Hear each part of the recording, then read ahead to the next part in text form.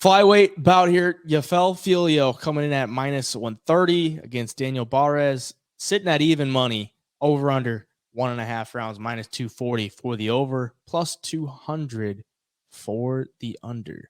And we're looking at this one 4-1 in their last 5 for both men and kind of older flyweights. I mean, 30 years of age for Jafel Filho, 34 years of age for Daniel Barez, making his UFC debut. Fought on the Contender Series before. That was against Carlos Hernandez.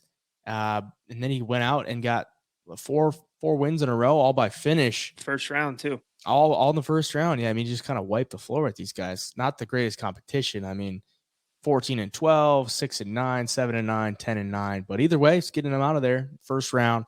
And you watch him fight, man. He's got some pretty solid hands, pretty quick hands. And Jafel Filho, we all know him for almost knee barring Muhammad Mokaev his last time out. And then almost going from an almost knee barring an undefeated guy to getting your back taken with a guy with one leg and then getting tapped out with like a minute left in the fight was pretty wild. He's coming in here as a slight favorite against Daniel Barez, making his UFC debut. The Spaniard, who are you taking? All right, so Filho, I liked what I saw at times against Mokaev. Like, I know Mokaev dominated some parts of that fight, but getting him in that knee bar, the way he did it was super slick in itself. And I think he gassed himself out trying to find the finish, left his neck open, and gets submitted.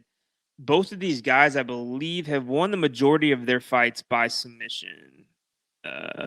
Excuse me. No, I guess Barez has 7 knockouts, 6 submissions.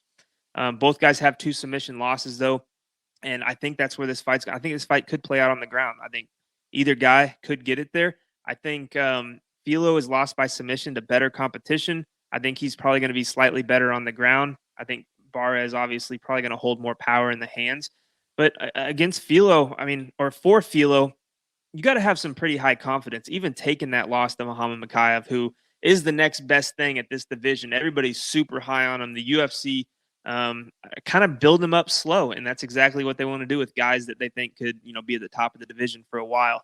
So I think you take away great things from that fight, even in a loss. And now you're coming in here against a UFC debuter who, is a dangerous guy.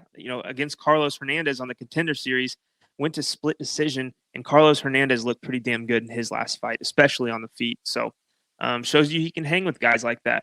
So it does make it tricky, especially since the fact that this dude's obviously motivated. If you take a loss in the Contender Series, you're probably down in the dumps thinking, I just missed my opportunity for the UFC. And then you go out and get 4 first-round finishes. So that tells me he's hungry and he wants this super bad. So that makes it really interesting. But I do see this fight going to the ground at some point, and I do see Jafel Filho being slightly better. And if you can get Muhammad Mokaev in that situation, I think you can get Daniel Barez in that one too. But again, this is just a pick. This isn't a bet because both guys are pretty dangerous, and this fight could probably go either way. Daniel Barez fought Manel Kape back in 2014, lost to him. Mark Goddard was the referee for that one. That was an AFL 2 in Madrid. Quite the scene back then. It was almost 10 years ago. But both guys are just getting started. Yeah, right. 34 years old, debuting, which is interesting. I mean, he's got to make a move now. That's for sure. So I'm probably going to come into this one with some urgency. Jafel Filho, I don't know. I mean, is that like more? Do you have more confidence after losing to Mokaev, or do you have less confidence because you couldn't finish him? I mean, nobody's ever beat him, and everybody gets dominated by him. Yeah, so, but you had him like dead to rights. Then, and then you didn't finish him. Then he finished you with one leg, which is pretty wild. But to be fair, I mean, 99.9% of people tap to that knee bar. Yeah. And dude, that was locked in. I mean, he almost ruined the career of Muhammad Mokaev. Yeah, he literally did.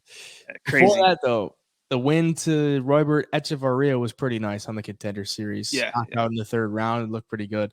And then he's got a win against Vinicius Salvador as well. So, I mean, I think this is probably fairly priced. I think Filho should be a slight favorite. And it's flyweights, so there's a lot of randomness. For the pick, I'm going to go with Daniel Barez, just fighting in over in Europe. I like it. Making his UFC debut, he's got to go now.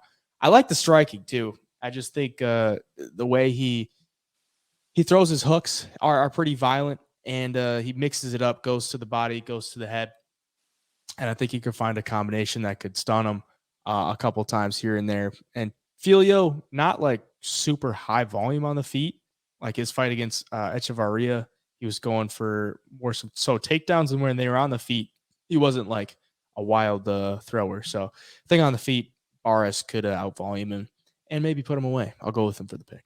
I'd love to see what the line is for this fight to go the distance, because I think a lot of people probably be thinking it's going to end inside the distance just based off the finishes both these guys have. Yeah. But they both seem super tough on the feet too. So I'll be interested to see the line on that. Agreed.